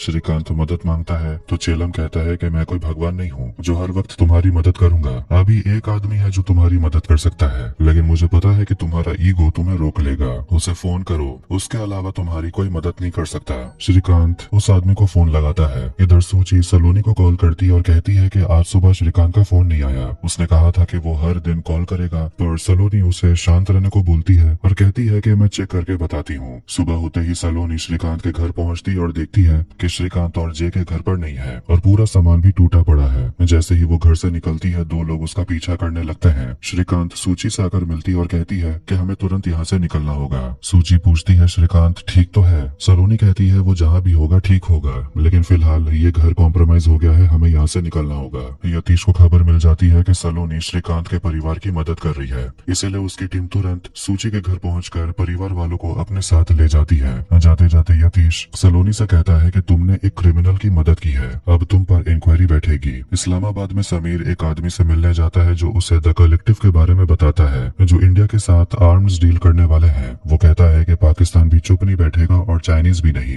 इससे साउथ एशिया में जंग का माहौल बन जाएगा। लेकिन वो आगे बताता है कि अच्छी खबर यह है कि प्राइम मिनिस्टर ने इस डील को फिलहाल होल्ड पर डाल दिया है। समीर कहता है मगर कोई है जो प्राइम मिनिस्टर वासु को भड़काएगा ताकि वो ये डील मंजूर कर दे, और अगर ऐसा हुआ तो पाकिस्तान भी मजबूर होकर आर्म्स रेस में कूदेगा और देश की हालत और बिगड़ जाएगी। वो दूसरा आदमी कहता है फिर तो हमें किसी भी तरह से इस डील को रुकवाना होगा, हम सीधे शामिल नहीं हो सकते, इसीलिए तुम्हें ही कुछ करना होगा। कुमार संबित को कॉल करके बताता है कि श्रीकांत का फोन आया था और उसने उसे रुकमा का फोटो भेजा, वही जिसने कुलकर्णी को मारा था। फोटो में एक औरत भी है। कुमार बताता है कि उस औरत का नाम मीरा है। बैकग्राउंड चेक करने पर पता चला कि वो एक हाई लेवल फिक्सर है जो ग्लोबल कॉर्पोरेशंस के लिए काम करती है। कुमार बताता है मेरा मानना है कि मीरा ने ही रुकमा से हमला करवाया होगा और इसके पीछे जरूर कोई बड़ा गेम है। संबित पूछता है आपके पास क्या सबूत है कि श्रीकांत सच बोल रहा है, क्योंकि वो तो खुद भी प्राइम सस्पेक्ट है। कुमार कहता है श्रीकांत भाग सकता था पर फिर भी वो पीछे रहकर काम करना चाहता है, इसका मतलब कुछ तो होगा। संबित कहता है सीधे बोलिए आप चाहते क्या है। कुमार कहता है रुकमा और मीरा के खिलाफ इंटरपोल रेड नोटिस निकलवाइए। संबित कहता है कि ये इतना आसान नहीं है, पहले श्रीकांत को कस्टडी में लीजिए। फोन कटने के बाद संबित थोड़ा टेंशन में आ जाता है और वो एक दूसरे ड्रॉयर से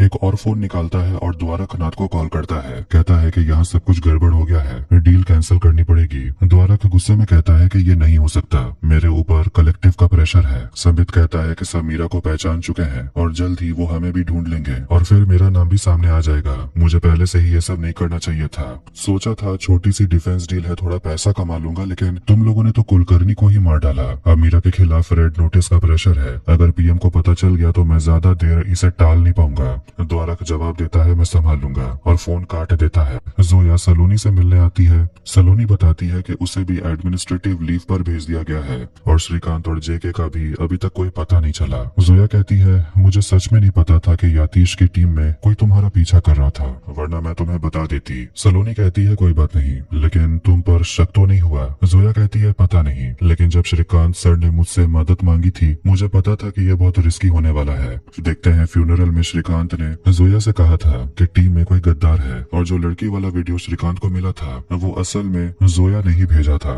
सलोनी हैरान होकर कहती है लेकिन वही वीडियो अटैकर्स को भी मिला, मगर ये वीडियो तो सिर्फ एनआईए को भेजा गया था ना, फिर अटैकर्स को कैसे मिल गया? मतलब टीम में ही कोई है जो अटैकर्स की मदद कर रहा है। उधर श्रीकांत, स्टीवन और बाकी लोग जंगल में उस आदमी से मिलने जाते हैं जिसे श्रीकांत ने फोन किया था, लेकिन वहाँ सिक्योरिटी बहुत ज्यादा होती है और कुछ सोल्जर्स आकर उन्हें पकड़ लेते हैं। जोया सुचित्रा और बच्चों से मिलने आती है, लेकिन एक पुलिस वाला बताता है कि आपका टीम का ही कोई आदमी आया था और उन्हें ले गया। ये सुनकर जोया तुरंत सलोनी को फोन करती है, कहती है मुझे डर लग रहा है। इधर श्रीकांत और बाकी लोग जेल में बंद होते हैं। वहीं जेल में माइकल आता है, स्पेशल टास्क फोर्स ऑफिसर जिसे श्रीकांत फोन कर रहा था, और माइकल को हमने फर्जी वेब सीरीज में देखा था। श्रीकांत उसे देखकर गुस्सा भी था और खुश भी। माइकल उन सभी को बाहर निकलवाता है। उधर यतीश सुचित्रा और बच्चों को अपने सेफ हाउस में लाता है और उनकी पूरी खातिरदारी करता है। कहता है अगर कुछ चाहिए तो भास्कर को बताइएगा। सुचित्रा पूछती है हमें यहाँ बंद करके क्यों रखा गया है? यतीश कहता है आप लोगों को अरेस्ट नहीं किया गया है, बस प्रोटेक्टिव कस्टडी में रखा गया है। जोया श्रीकांत वाला नंबर पुनीत को देती है ट्रेस करवाने के लिए। इससे उन्हें पता चलेगा कि यतीश ने परिवार वालों को कहाँ रखा है। माइकल सबको लेकर एक तमिल रेस्टोरेंट में आता है। ये देखकर सभी हैरान होते हैं कि नॉर्थ ईस्ट में एक तमिल रेस्टोरेंट कैसे हो सकता है। माइकल बताने लगता है कि एक समय था जब बर्मा में बड़े टी प्लांटेशंस का सारा बिजनेस तमिल लोग चलाते थे, लेकिन ये सब बर्मा के लोकल लोगों को पसंद नहीं आया, इसीलिए तमिलियंस को इंडिया आना पड़ा। उन्हीं में से एक माइकल के पिता भी थे जो प्लांटेशन मैनेजर थे। जेके पूछता है आपको इस एरिया के बारे में इतना कैसे पता? माइकल बताता है क्योंकि म्यांमार और इंडिया के बीच एक स्मगलिंग रूट है नकली नोटों के लिए। तभी वहाँ सुब्बू नाम का आदमी आता है और माइकल बताता है कि यही उन लोगों को बॉर्डर पार करवाने में मदद करेगा। जेके सुब्बू का चेहरा देखकर पूछता है ये सुब्बू कैसे हो सकता है? मैंने सोचा कोई तमिलियन होगा। सुब्बू बताता है मेरे पापा तमिलियन थे और माँ मणिपुरी। उधर द्वारकनाथ गुस्से में मीरा को फोन करता है, पूछता है तुम म्यांमार में क्या कर रही हो? मीरा कहती है बस काम पूरा करवाने आई हूँ। द्वारकनाथ कहता है तुम्हारे बारे में सबको पता चल गया है, अपना फोन चेक करो। मीरा फोन चेक करती है, उसका फोटो लीक हो गया था और इंडियन इंटेलिजेंस को उसके बारे में सब पता चल चुका है। द्वारक चिल्लाकर कहता है वहाँ से निकलो और यूके मत आना, कहीं अंडरग्राउंड हो जाओ। मीरा रुकमा पर चिल्लाती है तुम्हें ये सब बात पता नहीं चला? रुकमा कहता है मैं सबको संभालूंगा। मीरा कहती है अब अगला प्लान शुरू करना होगा, प्राइम मिनिस्टर पर प्रेशर बनाने का समय आ गया है। उधर सूची और धृति को वहाँ बंद रहकर बहुत अजीब लग रहा था क्योंकि घर के चारों तरफ सिर्फ जंगल था और उन्हें एक कमरे में ही लॉक करके रखा गया था। सूची को समझ आता है कि उन्हें यहाँ बंद रखकर श्रीकांत पर सरेंडर का दबाव डाला जाएगा। वो कहती है कि वो ऐसा नहीं होने देगी और उन्हें किसी तरह यहाँ से निकलना ही होगा। अथर्व ऊपर बनी खिड़की से निकलने की कोशिश करता है, लेकिन भाई बहन में तो कोई कोऑर्डिनेशन होता ही नहीं, तो प्लान फेल हो जाता है। इस बीच दिखाया जाता है कि ब्लैक ऑप्स टीम पर जो हमला हुआ, कुछ लोग जिंदा थे और उन्हें पकड़कर रुकमा के पास लाया गया था। रुकमा उनसे सच्चाई उगलवाने की कोशिश करता है, लेकिन वो लोग कुछ नहीं बताते। उन सोल्जर्स के वीडियो सोशल मीडिया पर डाल दिए जाते हैं और प्राइम मिनिस्टर ये देखकर घबरा जाती है क्योंकि मिशन के बारे में सबको पता अब चल जाएगा। प्राइम मिनिस्टर गुस्से में अपनी टीम को फटकारती है, अब तक तुम लोगों के दिए गए सारे आइडियाज फेल हो गए, अब मैं खुद डिसीजन लूंगी। म्यांमार एम्बेसडर से बात करो, मुझे मेरे सोल्जर्स वापस चाहिए। रात के समय सुब्बू, श्रीकांत, जेके, स्टीवन और बाकी लोगों को बॉर्डर पार करवाने ले जाता है। वो सभी नदी के रास्ते दूसरी तरफ जा रहे थे। उधर जिस घर में सूची और बच्चे बंद थे, उसी घर के बाहर कुछ लोग आते हैं। भास्कर बंदूक लेकर पूछने जाता है कि वो लोग है कौन, लेकिन पीछे से यतीश भास्कर को गोली मार देता है। इससे साफ हो जाता है कि असली गद्दार यतीश है। घबराकर सूची और धृति अथर्व को खिड़की से बाहर भेजते हैं। अथर्व बाहर से दरवाजा खोल लेता है। यतीश कमरे में आता है तो देखता है कि तीनों भाग चुके थे। इधर तीनों फेंस पार करके जंगल की तरफ निकल जाते हैं। इधर सलोनी और जोया लोकेशन फॉलो करते हुए एक सुनसान जगह पर पहुंचती हैं। उन्हें समझ नहीं आता कि अब यहाँ से कहाँ जाया जाए। तभी गनशॉट की आवाज आती है। तीनों मतलब के सूची, धृति, अथर्व छिपे होते हैं। सूची बच्चों से कहती है तुम लोग भागो, मैं उन्हें रोकती हूँ, लेकिन बच्चे नहीं मानते। एक आदमी सामने आता है बंदूक लेकर, लेकिन सलोनी उसे गोली मार देती है। सलोनी आगे बढ़ती है, तभी उसे भी गोली लग जाती है। पीछे से जोया उस आदमी को मार गिराती है। आखिर में सलोनी और जोया सूची और दोनों बच्चों को ढूंढ लेती है। म्यांमार में कैप्चर हुए इंडियन सोल्जर्स का वीडियो न्यूज चैनलों पर दिखाया जा रहा है। Ministry of foreign affairs of Myanmar उनकी तरफ से स्टेटमेंट आता है कि उन्हें इस ऑपरेशन के बारे में कोई जानकारी नहीं थी, लेकिन अगर ऐसा है तो इसे एक्ट ऑफ वॉर माना जाएगा। अब चाइना भी इंडिया को धमकी दे रहा था, लेकिन अभी तक प्राइम मिनिस्टर बासु की तरफ से एक शब्द सामने नहीं आया। प्राइम मिनिस्टर अपना मन बना लेती है कि बहुत हो गया डिप्लोमेसी का गेम, अब यहाँ से हमारी तरफ से आर्मी को भेजो और अपने सोल्जर्स को वापस लाओ। द्वारा को फोन करो और उसे कहो कि मैं डील के लिए तैयार हूँ। कहीं न कहीं संबित अब जरूर खुश होगा। रुकमा अगले दिन मीरा को थाईलैंड भेजने की तैयारी कर रहा होता है। जाने से पहले मीरा उसे हर चीज के लिए थैंक यू कहती है कि मैंने जो सोचा था तुम वैसे नहीं निकले। रुकमा पूछता है तो फिर अगली बार हम कब मिलेंगे? मीरा कहती है हमारी लाइन में ये सब नहीं पूछा जाता, तुम तो जानते ही हो। दोनों गले मिलते हैं और मीरा वहाँ से चली जाती है। सुबह श्रीकांत, स्टीवन और बाकी सबको एक गाँव के सामने छोड़कर वापस चला जाता है। जोया हॉस्पिटल में यतीश से मिलने आती है जिसे उसने गोली मारा था। वो उससे पूछती है कि आखिर उसने ऐसा क्यों किया। यतीश कहता है कि इसके पीछे कोई सैड स्टोरी नहीं है, हम लोग अपनी जान दांव पर लगाकर काम करते हैं और बदले में हमें क्या मिलता है? एक सैलरी, जिसे हम सैलरी भी नहीं कह सकते। हाँ, मैंने ये सब कुछ पैसों के लिए किया। वो जोया से पूछता है कि तुम आखिर ये सब क्यों कर रही हो? तुम और श्रीकांत भी किसी के इशारों पर नाच रहे हो, तुम्हें बस ये पता नहीं है। जोया बताती है कि मैं इंजीनियरिंग ग्रेजुएट हूँ, मुझे अगर पैसे कमाने होते तो मेरे पास बहुत सारे ऑप्शंस थे, मैंने ये चुना और हाँ, मैं देश के लिए ये सब कुछ कर रही हूँ। श्रीकांत जैसा ऑफिसर्स की वजह से देश के लोग चैन से सो पाते हैं। वो यतीश से कुलकर्णी के असैसिनेशन केस के बारे में कन्फेशन मांगती है, बदले में उसे जिंदा रहने का एक और मौका मिलेगा। उधर प्राइम मिनिस्टर को बताया जाता है कि अगर ये युद्ध शुरू हुआ तो बहुत लंबा चलेगा, इसलिए पूरी तैयारी के साथ जाना होगा। श्रीकांत और उसकी टीम गाँव पहुँचती है तो सब लोग उन्हें घूर रहे होते हैं। तभी एक लड़का आता है, तेमजन, जो स्टीवन का आदमी है और फिनिक्स विलेज में ही रहता है। तेमजन बताता है कि एक सीक्रेट ऑपरेशन में कुछ इंडियन सोल्जर्स यहाँ पकड़े गए हैं। स्टीवन श्रीकांत से कहता है कि इसका मतलब तुम्हारे यहाँ भी कोई गद्दार है। श्रीकांत समझ जाता है कि रुकमा सोल्जर्स की जान के बदले जरूर कुछ मांगने वाला है। तेमजन उन्हें गांव का मैप दिखाता है। श्रीकांत अब उन इंडियन सोल्जर्स को बचाना चाहता है जो यहीं कहीं विलेज में कैद है। तेमजन मैप में उनकी लोकेशन बता देता है और चला जाता है। जोया अपने सीनियर्स को यतीश का कन्फेशन सुनाती है जिसमें वो कबूल करता है कि टास्क फोर्स में सबके फोन्स कॉम्प्रोमाइज हो गए थे। एक ऑफिसर पूछता है कन्फेशन तो बदला भी जा सकता है, तुम्हारे पास क्या कोई ठोस सबूत है? जोया कहती है हाँ, बैंक ट्रांजैक्शंस और भी बहुत कुछ है, लेकिन फॉरेंसिक अभी उसकी जांच कर रही है। आखिर में वो लोग फैसला सुनाते हैं कि श्रीकांत इनोसेंट है और उसकी फैमिली को तुरंत प्रोटेक्टिव कस्टडी में रखा जाए। पुनीत को भी एक गुड न्यूज मिलती है। कुमार अंदर आता है और सबको बाहर जाने को कहता है। तब जोया उसे बताती है कि श्रीकांत म्यांमार में है। ये सुनकर कुमार गुस्से में आ जाता है और पूछता है तो फिर उसने मुझे ये सब कुछ क्यों नहीं बताया? पुनीत कहता है क्योंकि श्रीकांत को लगा कि टास्क फोर्स के अंदर कोई गद्दार है। कुमार कहता है मतलब श्रीकांत को लगता है कि मैं गद्दार हूँ। जोया कहती है यतीश पकड़ा गया तो आप अब सेफ हैं। रुकुमा जुलम से मिलने जाता है जो उसे कैप्चर्ड इंडियन सोल्जर्स का वीडियो दिखाता है। वो कहता है कि इंडियन सोल्जर्स को पकड़ने की बात हमारी नहीं हुई थी, अब हम सब इंडियन गवर्नमेंट की नजर में आ चुके हैं। चाइनीज गवर्नमेंट भी मुझसे सवाल करेगी, तुम मुझे मरवा दोगे। इंडियन सोल्जर्स, मुझे मेरे विलेज से बाहर चाहिए, अगर कोई परेशानी हुई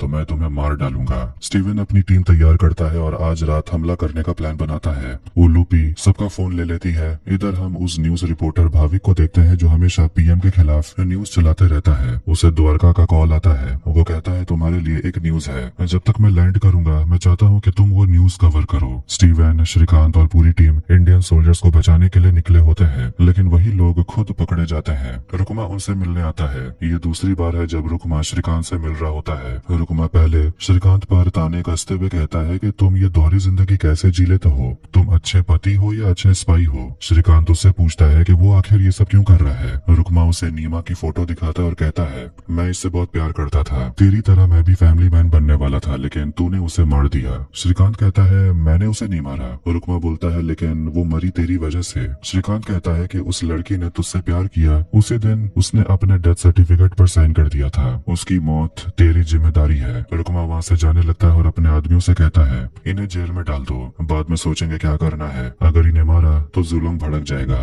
उधर सलोनी सूची को भरोसा दिलाती है कि श्रीकांत वापस आएगा। सूची कहती है श्रीकांत ने मुझसे मुझसे हमेशा झूठ बोला, हमेशा झूठी कहानियां सुनाई, लेकिन अब मैं देख सकती हूँ कि वो देश के लिए क्या करता है। कहीं न कहीं अब लगता है कि मैं गलत फहमी में ही जी रही थी, वही ठीक था, क्योंकि तब मुझे हमेशा यकीन रहता था कि वो घर वापस लौट आएगा और अपनी कोई झूठी कहानी सुनाएगा। इसके बाद भाविक अपने न्यूज चैनल पर यह खबर चलाता है कि प्राइम मिनिस्टर वासु एक बड़ा डिफेंस डील साइन करने वाली है। द्वारकनाथ पीएम से मिलने आता है, बातचीत होती है और डील होने के बाद दोनों हाथ मिलाते हैं। इधर श्रीकांत, जेके और पूरी टीम जेल में बंद होती है। जेके तेमजन को बुरा भला कहने लगता है कि उसी के वजह से वो लोग यहाँ फंसे हैं। उलूपी और स्टीवन कहते हैं तेमजन हमें कभी इस तरह फंसाएगा नहीं। श्रीकांत जेके को शांत करता है। जेके कहता है मैं सिंगल ही मरूंगा और सिंगल होना सबसे बड़ा शराप है। श्रीकांत कहता है मौत हमारे सिर पर है और तुझे अभी भी डेटिंग की पड़ी है। इधर हम देखते हैं कि तेमजन को भी रुकमा के लोगों ने पकड़ लिया था और उसे बहुत टॉर्चर किया गया था। यहाँ मीरा को देखते हैं जो खुद को किसी लड़ाई के लिए तैयार कर रही होती है। फिर कुछ लोग आकर श्रीकांत और बाकी सबको बचा लेते हैं। स्टीवन बताता है कि ये बेंजामिन है, म्यांमार के MCAS यूनिट का कमांडर। श्रीकांत प्लान बनाता है कि अब उन्हें इंडियन सोल्जर्स को छुड़ाना होगा, क्योंकि उन्हीं सोल्जर्स के दम पर रुकमा इंडियन गवर्नमेंट पर दबाव बना रहा है। वो जेके और स्टीवन को कहता है सोल्जर्स को लेकर तुरंत इंडिया पहुंचो, मैं यहाँ सबको संभालूंगा। आखिर में सभी इंडियन सोल्जर्स मिल जाते हैं। स्टीवन के लोग उस जगह पर हर तरफ बम लगाने लगते हैं। जूलों को यहाँ पहुँचने में 10 मिनट लगेंगे। उससे पहले उन्हें रुकमा को ढूंढना होगा। फिर स्टीवन और जेके सोल्जर्स को लेकर निकलते हैं। बम ब्लास्ट होते ही वो लोग बाहर निकल आते हैं। रुकमा सायरन की आवाज सुनकर जाग जाता है और उसे पता चलता है कि श्रीकांत और उसकी टीम भाग निकली है। जूलों को भी खबर मिलती है कि उसके कैंप में ब्लास्ट हुआ है। उसे पता चलता है कि रुकमा के कैदी भाग गए थे और उन्होंने ही ब्लास्ट किया, इसलिए वो तो रुकमा पर ही बहुत ज्यादा गुस्सा था। यहाँ गोलियों की बारिश हो रही होती है। फिर रुकमा को पता चलता है कि इंडियन सोल्जर्स भाग चुके हैं, जिससे और भी ज्यादा गुस्से में वो आ जाता है। वो जूलों के आने से पहले यहाँ से भागने की तैयारी करता है। तभी श्रीकांत और उसकी टीम वहाँ पहुँचती है और दोनों के बीच गोलीबारी शुरू हो जाती है। रुकमा के लोगों का बैकअप आ रहा था, इसलिए स्टीवन की टीम को तुरंत निकलना पड़ता है। रुकमा घायल होकर भागता है। श्रीकांत उसके पीछे जाता है, लेकिन विक्रम उसे रोकता है। श्रीकांत उसे चकमा देकर फिर रुकमा के पीछे चला जाता है और उस पर गोली चलाता है। दोनों में लड़ाई होती है। फिर रुकमा वहाँ से भाग जाता है। कुछ ही देर में जूलोंग के लोग वहाँ पर पहुँचते हैं। श्रीकांत एक गाड़ी लेकर वहाँ से भागता है, लेकिन देखते हैं कि उसे भी गोली लगी हुई थी। दुश्मन उसका पीछा कर रहे थे, इसीलिए वो जंगल की तरफ जाने लगता है। लगातार ब्लीडिंग से वो बेहोश होने लगता है और उसकी गाड़ी पेड़ से टकरा जाती है। इधर जेके, स्टीवन और सोल्जर्स सामने वाले इंडियन बेस तक पहुंच जाते हैं। उधर हम मेजर समीर को देखते हैं जो स्नाइपर लेकर तैयार है। वो किसी को निशाना बनाकर ट्रिगर दबा देता है। विक्रम बेस पहुंचता है और जेके को बताता है कि श्रीकांत रुकमा के पीछे गया है, जिससे कि जेके भी टेंशन में आने लगता है। श्रीकांत घायल हालत में बाहर निकलता है। इधर उसके परिवार को हम एक गाड़ी में कहीं जाते हुए देखते हैं। जैसे ही श्रीकांत की आंखें बंद होती है, सीजन 3 यहीं पर एंड हो जाता है। तो आपको ये वीडियो कैसा लगा कमेंट करके जरूर बताएं। वीडियो पसंद आया तो वीडियो को लाइक कर दें, चैनल को भी सब्सक्राइब कर दें। मिलते हैं नेक्स्ट वीडियो में। Take care.